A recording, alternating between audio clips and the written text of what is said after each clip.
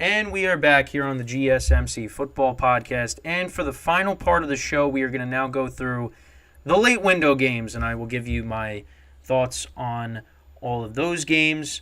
So let's start off with, let's get to the Giants and the Raiders. So, Giants lost that game 30-6. And they were going up against a guy that has never coached, in Antonio Pierce. Now, again, all respect for him, of course, because he was one of the key contributors on the defense of the 2007 team that helped defeat the undefeated Patriots and their chances at a perfect season. But, they getting Daniel Jones back. The Giants, they should have won this game, you would think, going in. In my opinion, when you got Aiden O'Connell, who, I think he was starting like his third career game or second career game, second career start. And the Giants got blown out 30-6.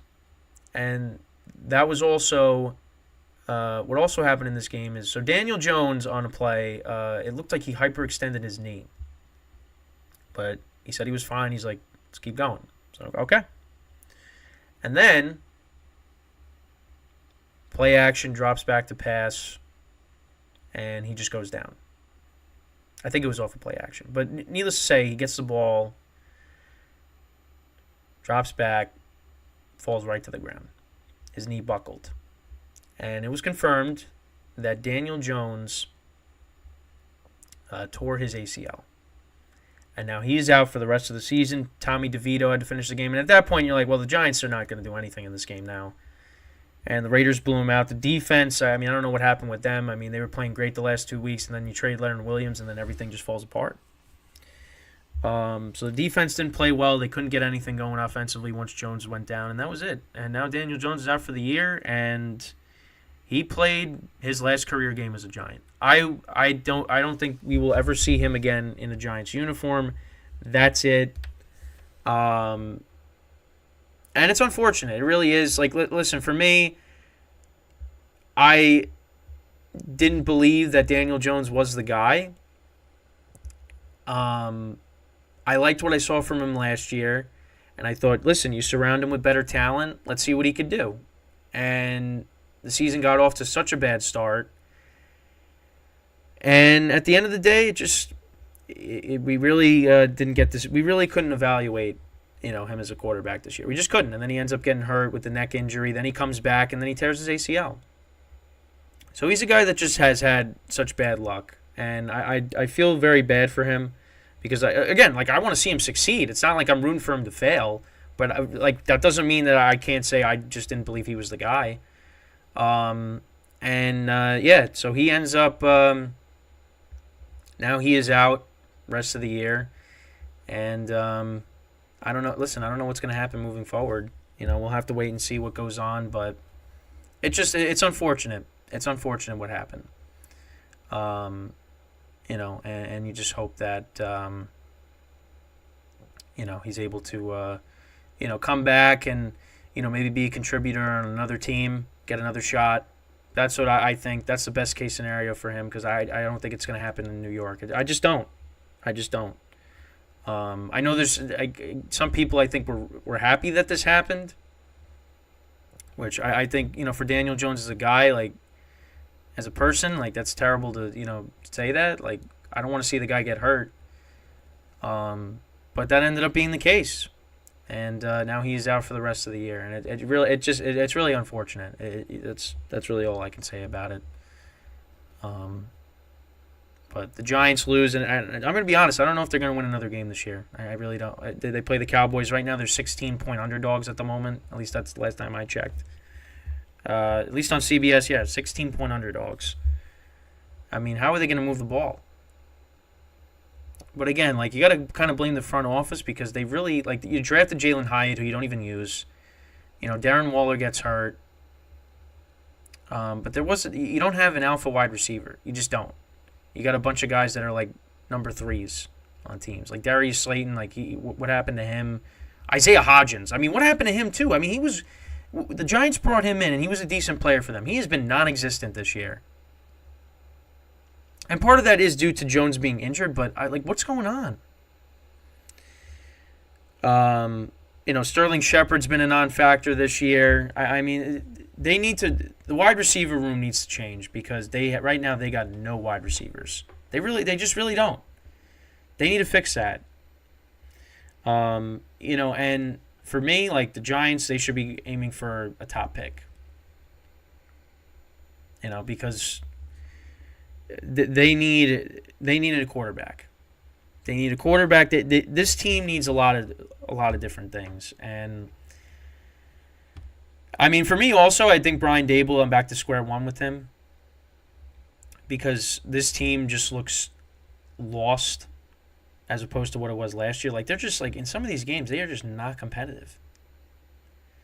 And you thought okay, now they're starting to figure things out a little bit, on defense, but it just doesn't look good. And they look like they're going to be on their way to a 2-15 season, 3-14. I mean, it's going to be one of those years again for the Giants. So, but just devastating news with the Daniel Jones stuff. So let's move on. Let's go to the Panthers and the Colts. Colts winning 27-13. Bryce Young threw 2 pick-sixes in this game. Got to be concerned there because C.J. Stroud, the way he's playing with the Texans, I mean, Panthers kind of made a mistake. So, and the Colts, they're in 4-5. They play the Patriots now. They can get themselves back to 500. This Colts team has talent. I mean, this team could definitely, be very good next year. You get Anthony Richardson back. You make some more improvements with the team. I mean, they could still they still got a shot to make the wild card, but I don't think they will. But I don't think this team is that bad. I really don't. And Gardner Minshew, one of the better backup quarterbacks in the NFL. And then for the actually we got one more game after this, but Cowboys-Eagles. We'll get into this during the week. I'll do a segment on it. But Eagles win 28-23. I will say though, Dak Prescott played a very good game. And the Cowboys should have won this game. They left some points off the board. Whether it was 4th and goal at the goal line, and who was it that fell short? I forget who. It was one of the tight ends that fell short. But that's 6 points off the board. Dak Prescott, you thought had the 2-point conversion to put them down by 3, but his foot ended up being out of bounds, and that made a difference because you're going down the field, you get those 2 penalties that get you, in the field goal range. Instead of going for a touchdown, you'd be kicking a game-tying field goal to send it into overtime. And the Cowboys had the lead at one point. So, you know what? Listen, the Cowboys, I don't look at them as a team that is going to make it to the Super Bowl. I don't. But let me tell you something. Dak Prescott played a very good game, and they should have won this game. 374 yards, 3 touchdowns, no picks. He played one of his better games, one of the better games that I've seen since he's entered the league. And listen, I don't think he's bad. I don't. I just am not I don't think he's somebody that is going to be a guy that will win a Super Bowl. I just don't see it. But Cowboys have a team with a lot of talent. And he played a very good game, so you know what? He proved me wrong. And again, it's a moral victory, but listen, I mean, they should have won that game against the Eagles. So, and then finally, we got the Chargers and the Jets. Chargers winning 27-6. I mean, this game just was over from the beginning. I mean, the Chargers ran back a punt return. They forced Zach Wilson into a turnover that led to points. The Jets' offense just could not get anything going. And actually, Zach Wilson ended up passing for more yards than Justin Herbert. Justin Herbert only had, I think, 136 passing yards. Yeah, 136 passing yards, 16 of 30. Zach Wilson went 33 for 49, 263 yards. But the Jets just could not get anything going offensively. They just couldn't. And they ended up losing that game 27-6.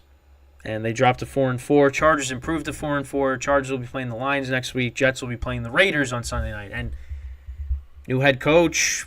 They played well. Offense struggled for the Jets. It's going to be a tough game. It's going to be a tough game.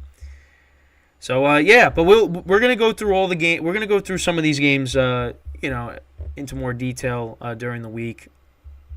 I know these last couple of days have been crazy with what's been going on. For me, and obviously we had a late start, but hopefully going forward this won't happen again.